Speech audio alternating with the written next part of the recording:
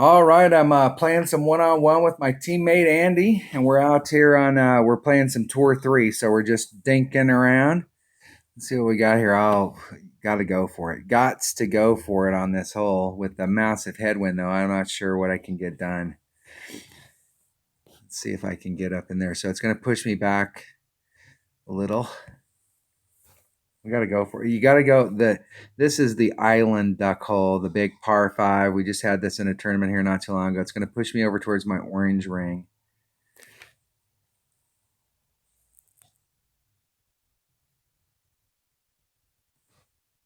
Trying to hit it perfect. See if I can get it to go over to the other side and get me up there in my short iron range. If I can make it to the other side.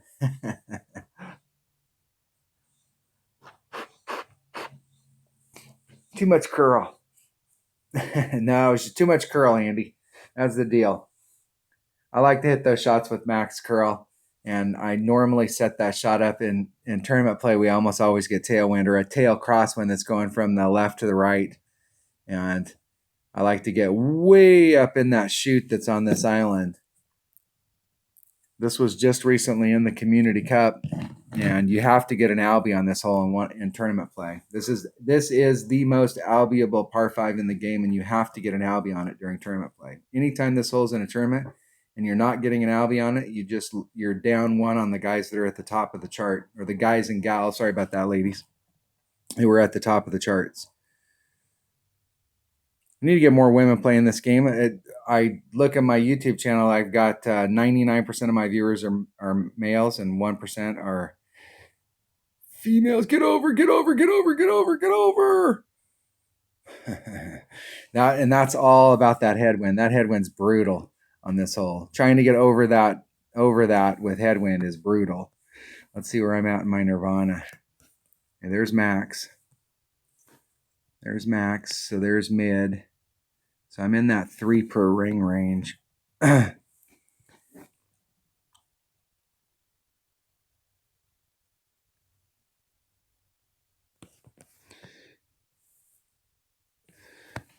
that's about a half a ring.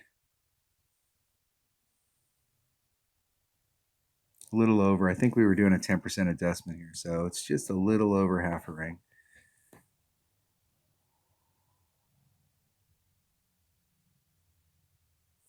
Ah, great to the left. Great to the left. Right there.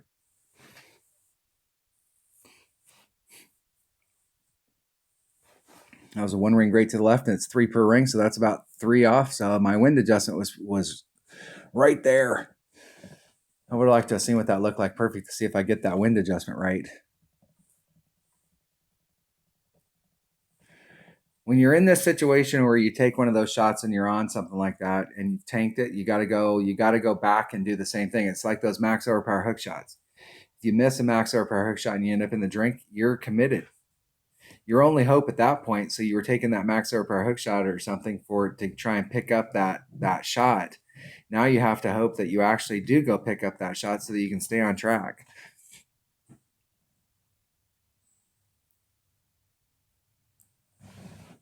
Especially when you're a one-on-one, because sometimes the second time around you'll get more favorable wind.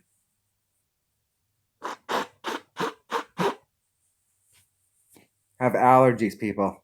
Not the coronavirus. Allergies.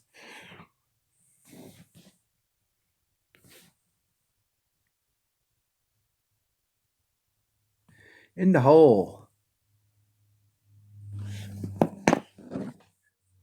Type into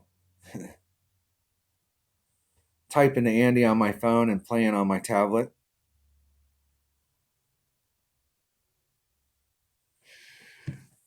All right, let's see if he can get it in here and get back on track. Got a serious chance with his Hornet.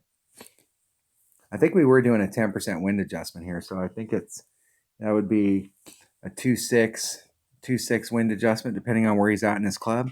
He's probably he's got to be pretty close to minimum club here, so that would be a little over a ring.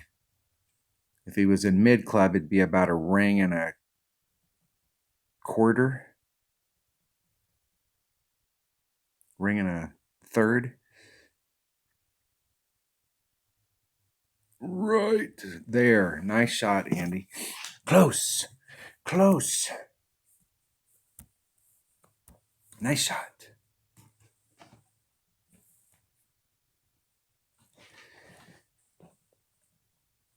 We got 8 to play here. I got to fill up my pin chest. So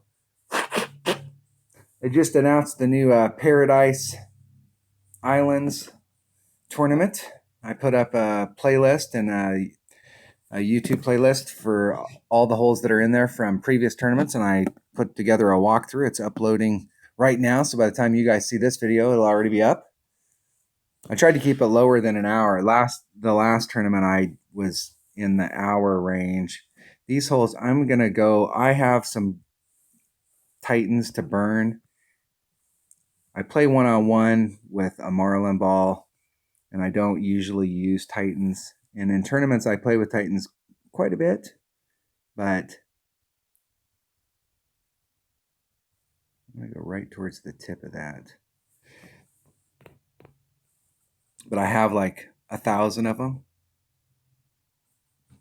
So I have some to burn. So I'm just going to go out, and some of these holes, like this hole right here, is all about, like when you're in one-on-one play, this is a power 5 ball trying to blast that sucker down there as far as you can, because with a power 5 ball, you can get into this shadow. And that way you can get up on the green with a Guardian and you have a serious look at it.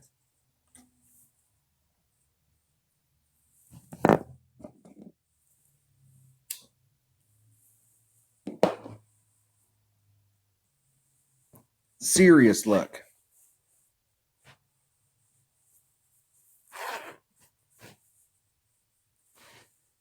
There's a big difference, and I say it all the time on my channel, there's a big difference between how we play these holes in one-on-one and how we play them in tournaments is different. So in one-on-one, you can still get up on the green in 2 with a Marlin ball. Hit a very similar shot to that with your extra mile. Ideally, you want to have a big dog in your bag. So if you have a club, so like in my bag, typically the only bag that I carry a big dog in is in my big topper bag. So I would use a big topper on this, because what's important here is the second club, not the first club. But if you don't have a big dog in your bag, this is pretty much an on and 3 type hole. So, making sure that you put yourself in the right spot to be able to get up there. And it's got a massive backboard, so you can scoot across the backside of this green and it will drop down to the hole. Let's see if we can engage that backboard a little. Got a 3 headwind. Just making sure I take out any side spin that might have been in it. Put a little bit of curl and a little bit of overpower just to combat that 3 headwind. Hit it 1 ring great to the left, 2 rings great to the left, 17 rings great to the left, something like that. And it's got this backboard on it, and if you hit it at just the right speed, it'll roll it back down towards the cup. So you can get up and down. In one-on-one play, if you can get on the green in 2 here, if you have a big dog as your secondary club, and you really got to get somewhere like right in this area right here in order for your big dog to be effective. As long as you can get your big dog onto this fairway, one of the things I like about big dogs is it has tons of topspin and tons of curl. And in this case, topspin is what you're looking for. It has crap ball guide, and until it gets upper developed, it doesn't have a lot of accuracy, but it's a great long hitting club because not only does it have raw distance, it also has, like a big topper, it has tons of topspin. I'm going to let Andy get caught up so that we can go to a shootout. I want to see I can't even remember what the shootout holes look like in Tour 3. Seems like I played Tour 3 here not too long ago, but I can't remember. I try not to remember. I remember the holes when I get on them, but people will go, oh yeah, Kung Ho Resort, hole number 4, or the Oasis, or the Milano. I don't remember. But I guarantee when I get on the hole, I remember what it is. There's a lot of holes out there. The new tournament that just got announced, there's 3 holes in that tournament that in the spring major, I came in second in that spring major, and I did max overpower hook shots on 3 of the holes that were in that major. And I'm kind of excited to get to play those holes again because I like doing max overpower hook shots, and there's a lot of holes that you can do max overpower hook shots on, but when you're playing in tournaments, it's a little different than the one-on-one where you're really trying to put yourself in the spot, and the max overpower hook shots can be a little bit inconsistent.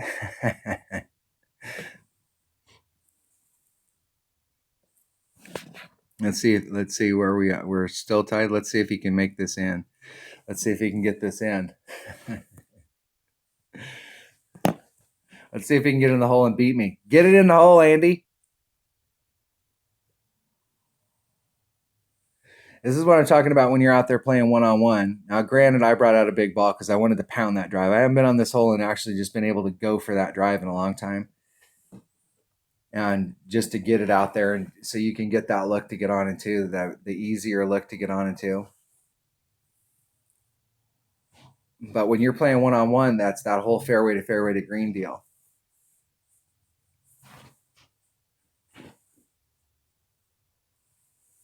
I was talking to Dale Appleby. We talked for about an hour last night. For those of you that don't know Dale, Dale's a streamer, and you can look up his channel, and he's a hoot, man. I mean, and that, you want to talk about doing max overpower hook shots. Sometimes my max overpower hook shots might be hard. I'm a spot person. I go out there and try them out myself for a few times until I can figure out the spot. And then from that point on, every time I play that hole, it's all about that spot, and I take the wind out. But he actually knows how to do the max overpower hook shots where you're working the rings. And I just haven't spent the time to learn how to do it that way. I do it that way the first few times, and then it's all about spots to me. But we were talking on the channel, and he started up 3 brand new accounts. And he's going to start playing those accounts like they're going to be his accounts. And he played like 120 games, so he played like 40 games in each one, and he went out and he is plus 80% win percentage in all 3 accounts with low-level stuff, just playing fairway to green, leaving yourself 2 rings of separation on any surface so that you can just get on the green, limp on the green, do whatever it takes, get out there and keep your win percentage high. Excuse me. Winning to me is about winning chess. I know for a lot of people it's bankroll management, and it is bankroll management when you first start. You've got to get a bankroll built up. But once you get that bankroll built up, to me, winning is not about coins. Winning is about chests. And the more chests that I can win, the faster I can improve my clubs. So if you're out there and you're playing like that, let me switch to a Marlin. I really want to switch. I want to see... And I really want to come in there with a big dog. I'm going to switch to this bag right here. Max topspin. Get out there as far as I can. Leave myself a little bit of room to work the wind out. I'm a big fan of using 100% accurate clubs as often as I can. So Dale started those 3 new accounts, and he's played that many games and got that win percentage. And the whole deal was he wasn't doing anything exciting. He wasn't doing anything spectacular. All he was doing was playing fairway to green, fairway to green. In his putt, and you win 50% of the shot, 50% of your matches just outright out on the course. And then it all boils down to the shootouts. And if you're just a 50% shootout player, you're at 75% win percentage. That means every 4 matches, you got 3 chests. And so when you talk about, like, if you were in a grinding clan, and your clan has a certain requirement, you know, fairway to green is going to get you more wins, which gets your clan more points, which meets the requirements of your clan. And it gets you more chests, which gets you more club cards. And consequently, you end up winning more coins. So the whole deal about playing, the difference between playing one-on-one and tournament play is, in tournament play, this is a par 5. In tournament play, we need to get this Albie to try and pick up a shot. But right here, I don't need to get the Albie. All I need to do is get on the green and get my eagle and force my opponent to get the eagle. There's several different ways you can come at this depending on what kind of distance you get. So I don't have enough distance to do the rough bump, so I'm going to do the island bounce.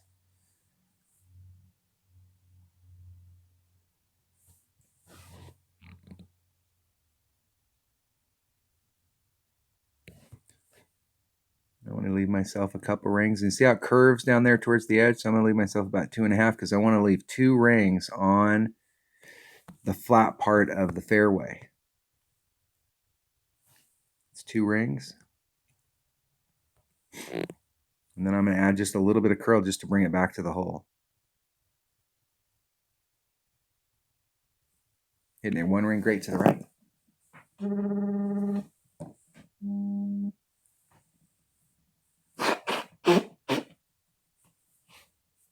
I didn't even see the shot. My phone started ringing. Didn't even see it. Ended up on the fringe. Nice little chip in. Forced my opponent to make this shot. If Andy doesn't make it, I'm going to miss so I can force a shootout. Come on, Andy, get in the hole. I am going to have to teach Andy how to use the wind ring method. I'm going to have to. Andy's like me. He's an old guy. Got to teach him a new trick.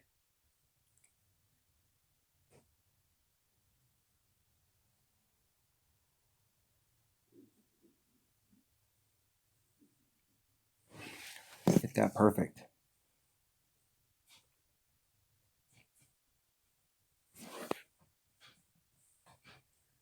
We're having a big wind rainstorm here right now. We got the coronavirus going on. We're having a big ass wind and rainstorm.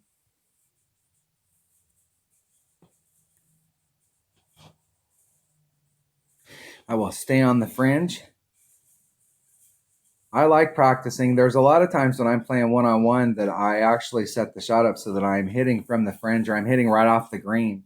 Because for me, this is all practice. And what you want to do is you want to take those shots that are right off the green. I don't like taking long putts. So I either want to be really close to the hole, but I don't mind being off the green like this because it gives me an opportunity to practice those shots. And the more practice you get, the more confidence you get in those shots and the better you get at the wind adjustments.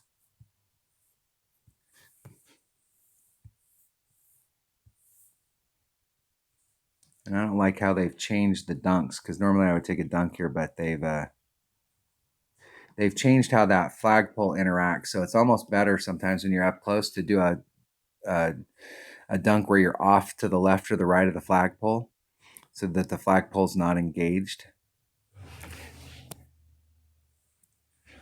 It's cool, Andy. Let's go to a shootout. Come on, buddy.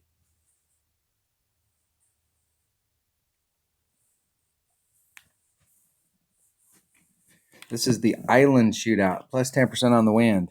And they've redesigned this hole from when it originally came out. It's still a brutal hole, but in my opinion, it was more brutal before. 4-2, so that's going to be 4-6.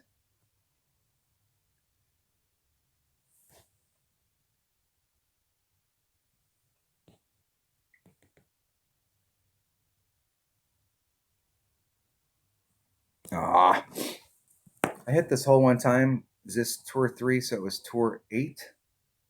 All right, I hit this hole in tour 8 one time, and we had like it was like a 12-mile-an-hour headwind. Brutal wind. Hold on one second. This is Gordon. Hey, it's going. Just locked at home because of the coronavirus.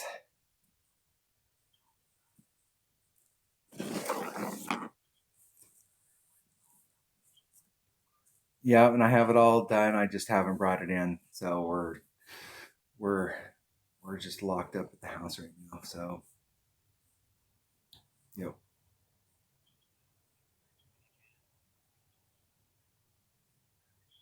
Okay, I will.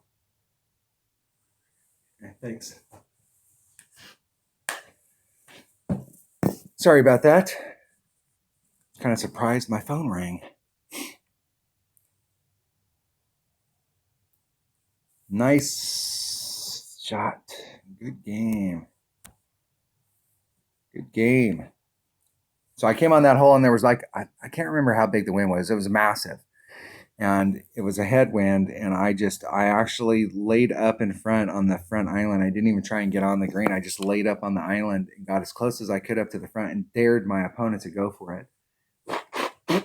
And they tried to go for it and ended up on the backside.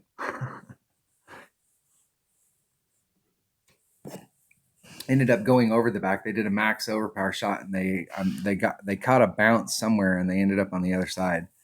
Just one of those types of deals. Yeah, this looks like a good bag. So there's a lot of different ways that you can do this. You can try and do the overpower. You can try and gauge your bounces.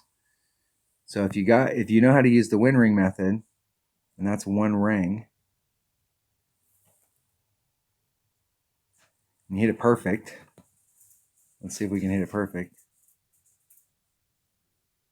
No, and I didn't hit it perfect. I may be able to get the bounces to bounce. Did he bounce? Did he bounce over the sand and get the deal? Boom, in the fairway. So there's lots of different ways that you can go out there with a max overpower shot, but you can also look at your bounces. But looking at your bounces really only works if you really have a great way of working out the wind. Now here we have a side wind, so it's not nearly as important. You're just going to end up being to the left or the right. But if you have a headwind or a tailwind there, and you're trying to do that bounce to get over an obstruction, if you don't have some way to accurately work out your wind and you're eyeballing it, the deal there is that you may get it right this time, but it'll be inconsistent. So if you took that shot 100 times, how many times would you get it right? If you use the wind ring method, this is like Yoda talking about the Force. The wind ring method is my ally. If you use the wind ring method, the deal is that you can increase that percentage. And I really think on a shot like that, if you use the wind ring method, you could end up over in the right spot 90% of the time, regardless of which way the wind was blowing. And they redesigned the green on this hole, and I don't like the green on this hole nearly as much as the old way. It was always steep, but now there's a little island going up to the cup. It is on a little mound, and it's a pain. And what happens here a lot is you end up, I'm going to sniper, so it's 4. You end up a lot to the right, and it is a sucky putt. Even when you're on the green, and that's going to definitely put me to the right. Unless it gets me stopping right at the cup. That putt right there might not be too bad, but you can see how the pin is on a mound, and so everything around it rolls off. So if your trajectory and your speed's not absolutely perfect to get you right to the cup, it'll end up rolling off to the left or the right. And if it rolls behind it, it'll roll whichever way was prevailing. So if you were prevailing to the left, it'll roll to the left and roll down. But the side on the right, it'll put you lower on the right, and it's one of those putts where you're here and the cup's up here, and you have to do this massive hook in order to get it over to the hole. And it's actually a super, super tough putt, even when you're like 5-6 yards away. There was one of the par 3s out there, and they've redesigned that par 3 as well. The par 3 now is a lot flatter. It's one of the Oasis holes. And it's one of the little island holes that's in the Oasis, and they changed that hole around. They changed a bunch of stuff on that hole, but it used to be you could be 3 feet, 3 yards, the way that the game measures distance. You could be 3 yards away from the hole, and you could miss that putt because it required you to go like way off over here in order to get the putt in. And I'm going to put myself down here so that you can see the shot. Like from right here, it's a pretty straightforward shot. But let me put myself over on this side right here, because this side over here on the other side blows. Even when you're close up like that, it blows. So from right here, like you look at it and you go, hey, that's not a bad putt. That's when you're on the right-hand side on this hole, it's definitely not an area to be.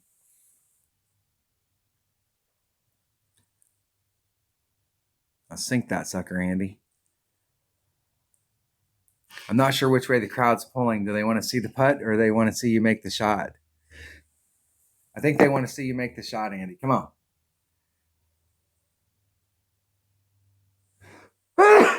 Oh, that felt good.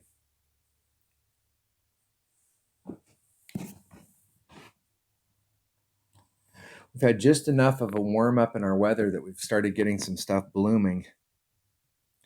And I'm usually never home during this time of year. So I'm used to the allergens in the South and the Midwest and not the, even though I live in Oregon, I'm not used to the spring allergens here because I'm hardly ever home during the spring. It's not too bad from this spot. This was one of those holes that you used to be able to do this type of stuff right here to get the ball to come back to the hole.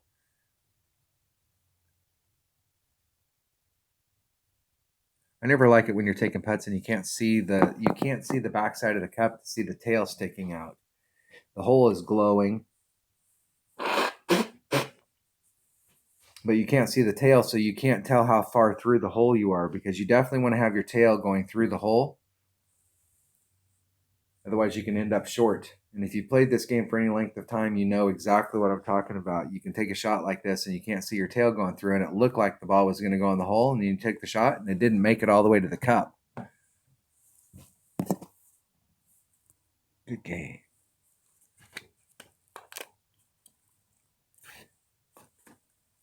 Fairway to green.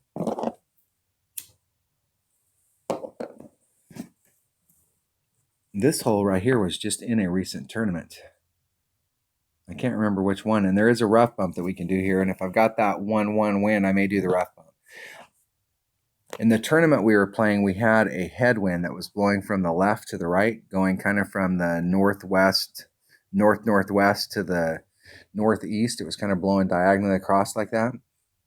And it was a super tough rough bump adjustment. If you got it even a little wrong, you were screwed. This is not typically the type of rough bump that I like to do. Although I like rough bumps that you're hitting from this angle. It's a very thin rough bump right there. Very nice. Very nice. Nice shot. Well played. Nice shot. I'll do the rough bump. Let's see if we can get it in there. I got a couple hole. I think I got one hole in one on this hole all week during that one tournament I was talking about. Sniper, I'm in my Grizzly. I'm about mid club, so it's about 1.5 per ring.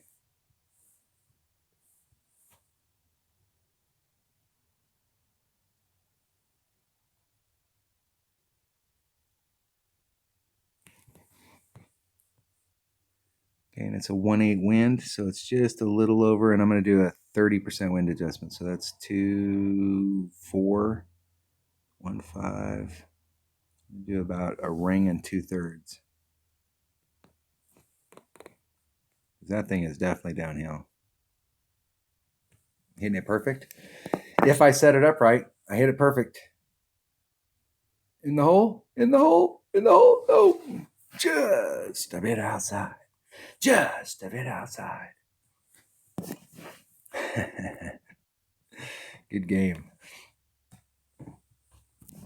We could play a tournament last week, and I could play that hole today, and I would forget what wind adjustments we did, like special elevation adjustments. I know on some holes, if you're downhill, I'm going to add wind on.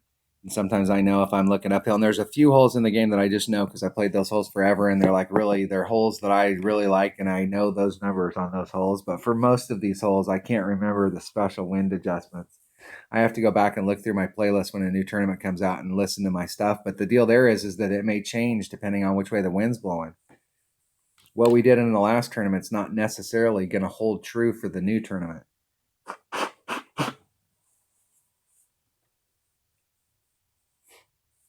And with a 3-7 win with a Marlin, I am going for the green in 1 with a Marlin. This hole was also just in a recent tournament, and a couple of my teammates hit hole-in-ones here. One of my teammates, I think it might have been Dunner, he hit a hole-in-one, and then the next shot, he missed a hole-in-one by a ball width. Almost got 2 hole-in-ones in a round on this hole.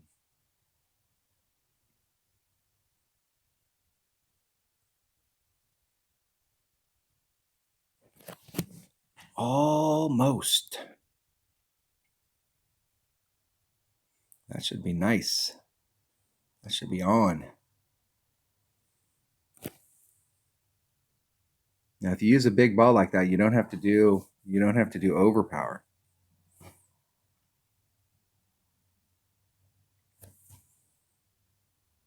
That's the benefit. Let's see here. Let me bring out a Titan. I got a few of them. Let's see what that looks like.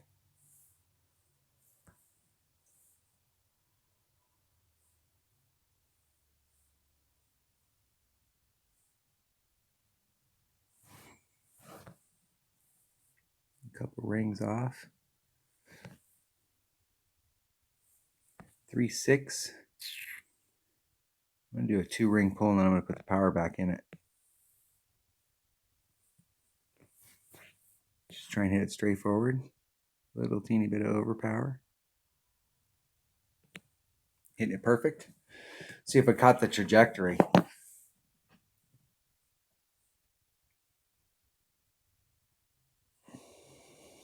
Slow down, slow down, whoa down, cat daddy. On and one. You can do that with a Marlin if you've got an upper developed extra mile, but you have to use max overpower.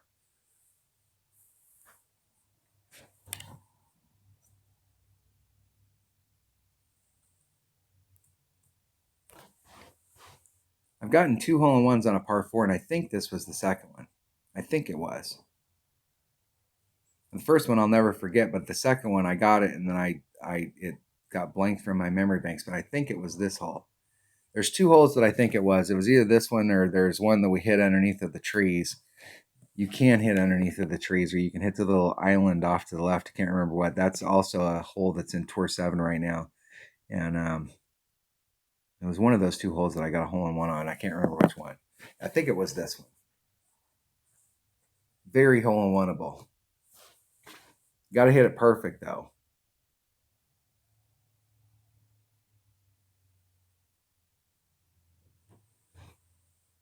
The deal there is it's not so much that you have to hit it perfect for trajectory.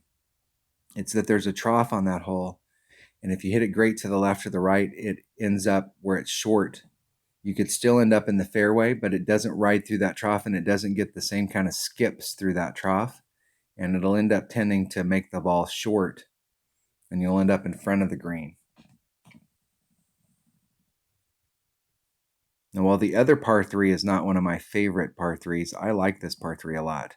It is definitely hole-in-oneable. And the thing about this hole is that there is a trough here on the right-hand side, those little moguls. And even if you hit it great to the right, if you've got it set up right, it'll ride, and once it gets into that trough, it'll fall right to the cup. This is one of the par 3s that I hope they never change the way that it plays. But you do not want to be long on this hole, because you will end up off the backside very easily. Yeah, I like to be blue ring off. And then I'm just going to dial it up to the cup. It takes very little maneuver. 0.8. I'm going to do a 30% overpull, so that's going to be basically 1-1. That's a full ring.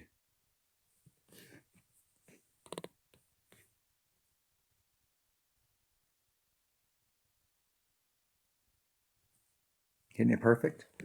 Give myself a look. Right there. Close. What's funny is that's 0.52 of a yard is how they measure it. So that would be 1.5 feet. That's like 0.5 inches. So if you watch my stuff on a regular basis and I say feet or yards, the way that they measure distance here, like when you're a lot of the shots, it works, but when they're on the green, like how they measure that distance, that would be 18 inches right there. It'd be is that right? 18 inches would be 1.5 feet, and that was 0.52, so it'd be a little over that, 19 inches.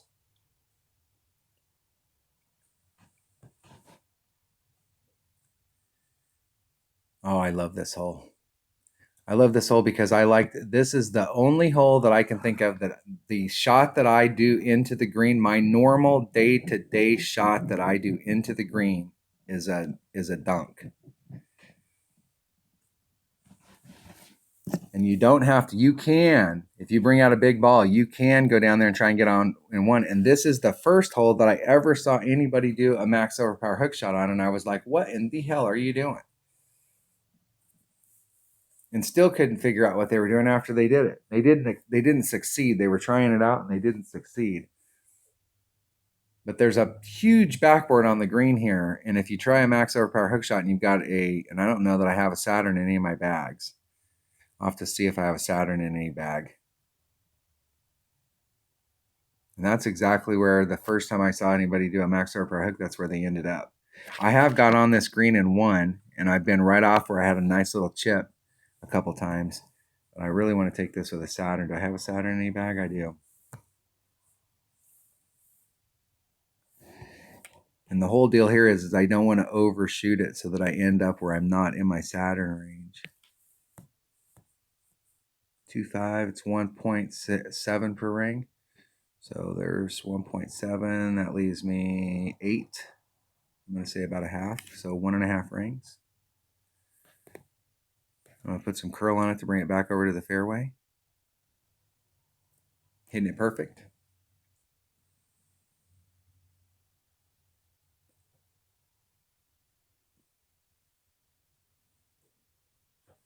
And I really want to get in that Saturn range. That's the deal. I want to do that. I want to do that dunk.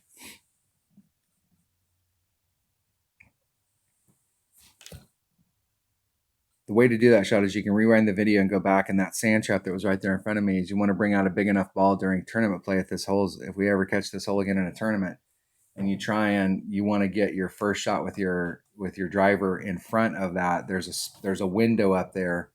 You see the sand trap, and then you see the little rough to the right, and there's a little window right there, and you want to get into that area, and you can bring the ball up towards the sand trap where you're either at the sand trap and you're shooting it with a wedge, or it's really difficult to kind of bleed in because you got that sand trap to the left and you got the water to the right, but it's got a huge backboard. So if you use that backboard to your advantage, it'll roll it back down towards the hole.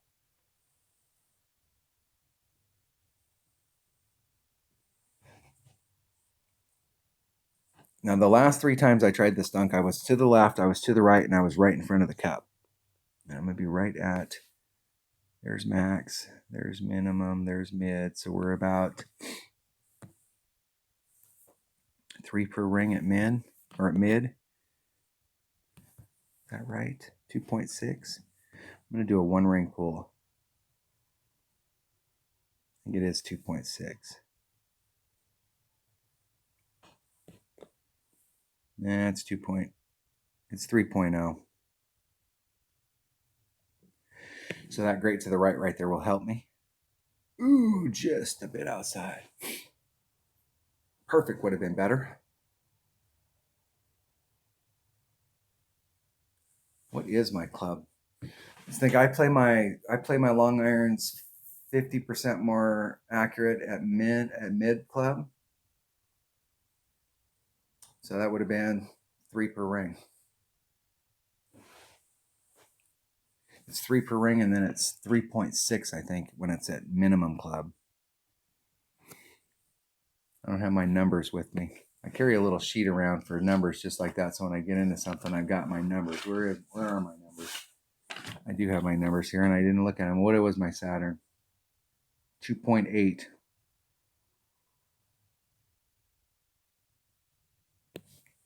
I always think of my Saturn as hitting 2.0 per ring, but it's actually 1.9. So normally in one-on-one play, it's just a 2 per ring. But when I'm in tournaments, I tend to remember that it's 1.9, not 2.0, because it makes a difference. Because if you've got it makes a difference. Every little bit makes a difference when you're in a tournament. Every little bit.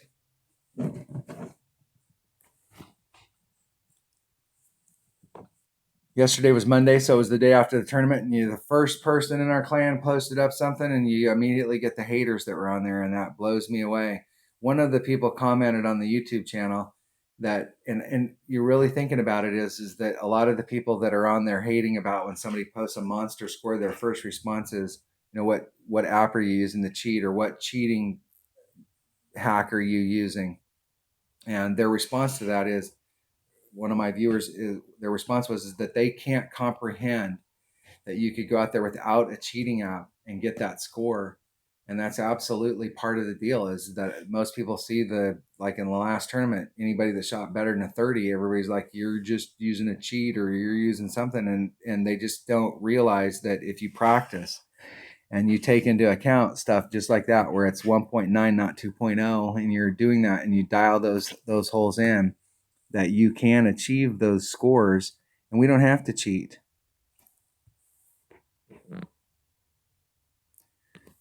Okay, while it looks like that ball guide is going right to the cup, and if I just hit it right there, it's going to go right in. And I know that I'm going to do, I think it's a 20, but I'm going to do a 10% pull. I think it's a 20, so I'm going to do a 3-6 pull. So there's 2, there's 3, a little less than 2 rings. While it looks like it's going to the cup, you have to put on max curl.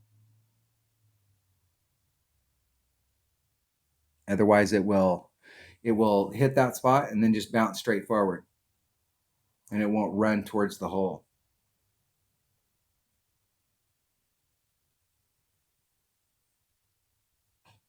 Next time you're on that hole, try that out. The ball guide's telling you that it's going to go right towards the cup, but the deal is that when you hit it, it does not go right towards the cup. It will bleed off. It'll go straight forward, and you'll end up taking a really big chance that you'll end up in the rough.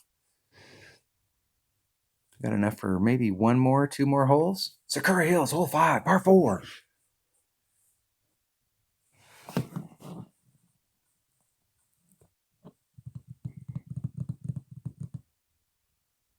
And this hole right here, I like to end up. Let's take a Guardian. I'm going to take a Marlin.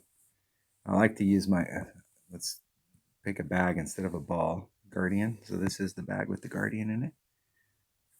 I like to end up as far up here as I possibly can. But the fairway's shorter here, so you take a bigger risk of bleeding out too far forward. It's 1.7 per ring, so it's just a titch over a ring. And it's all in power. So it's about 3/4 of a ring into the power. So I'm going to put 3/4 of a ring of power back into it. And I hit it 700 rings great to the left.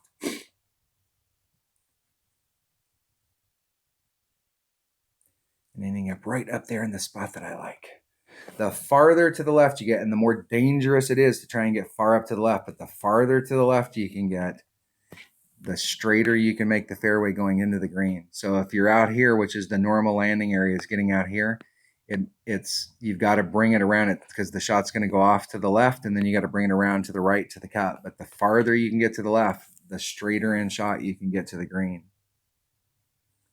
This is a hole that in one-on-one play, this is a hole that a lot of people epic fail on, and not necessarily on the first shot. The second shot, the sand that's up there is a freaking magnet. And it's very easy to get your wind adjustment wrong and end up in the sand. And so my goal on this is I'll bring that Guardian and I'll do a max backspin, side spin, curl shot. And you can end up right up there by the cup and make your putt and force your opponent to succeed. See if they can get this bounce over. Nice. Dribbling out up there at the top, just like I did. But you can see just the difference in where they're at, where Andy's at versus where I'm at. Even that little bit of drop where I'm straightening this shot out, because the cup is behind this. So just trying to get up there to the cup is difficult. And I'm going to do a little bit of a wind adjustment. I'm going to be able to get up here in the front. Come over 4 rings.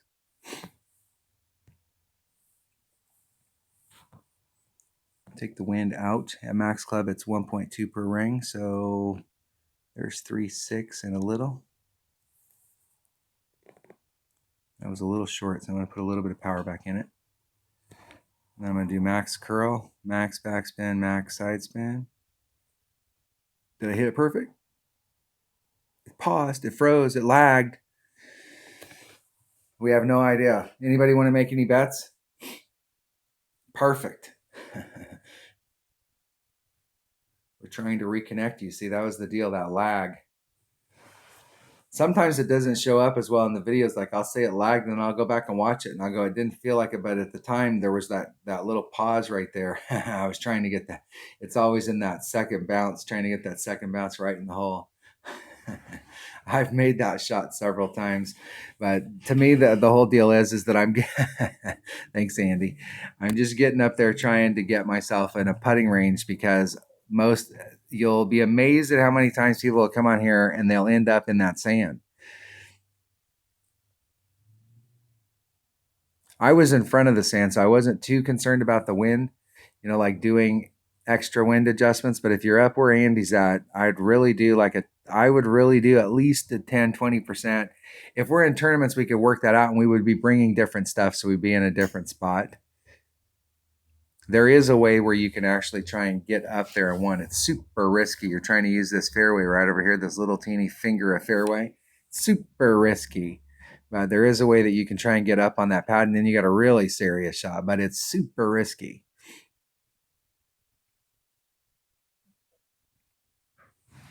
Nice shot. Well played.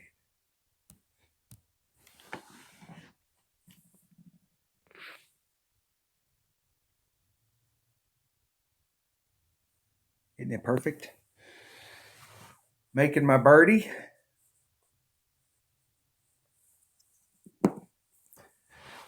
I like these lower tours. They're fun. You go out here and have some fun. Play with your teammates. I wish they would open it up. I'm really kind of disappointed. We've been 21. We're in season 2100, 59,000. I think we're season 21. So we're damn near 2 years of playing in the clans. And other than getting an extra bag, and I'm not going to say that getting extra bags is not a big deal. It is a big deal. But other than getting extra bags, the few extra gems we get, and the few extra coins you get when you're in a clan that's up higher is nice. But I'm just really bummed that they haven't done more with the clans. And I know, and I've got to believe that they're not doing anything with it because they don't have all the divisions yet. And so we have Masters 2, but they don't have Masters 3. And so the season in this last season, was it last season? I think it was in the last season they finally got a Masters 2. And so now it's going to take us a season or two before they fill up the Masters 2 so that they can start a Masters 3. And I'm hoping that by the time we get to season 24, which is the 2-year mark for the clans, that they're going to finally have Masters 3. They're going to have all of the division stuff full. And then they're going to make a big announcement that they're going to do something with the clans, because right now Playdemic is missing the boat, and they're really, they should have had all those clans up there, and then people would just start filling those clans. And it's really kind of a bummer that they haven't done more with the clans, where if you're in a clan and we're an expert 3-rated clan, we should be able to play. We should be able to pick a home course. And so one-on-one, we can play that home course. And maybe once a year, instead of having a tournament, they have a tournament for people playing on their home course. Something. Anything. I remember the deal here. It's very little backspin.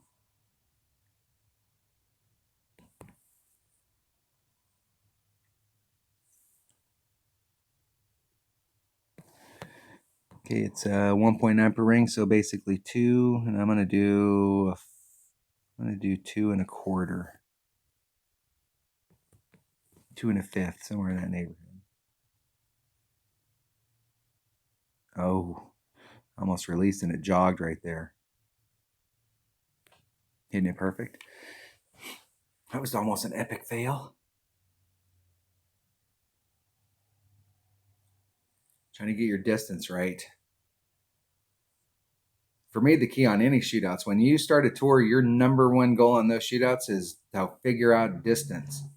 So if you can figure out distance so that your ball always stops at the shortest distance that you were from the cup, then you will win more. Let's open up some chests here real quick. Let me see if I got my pin chest open.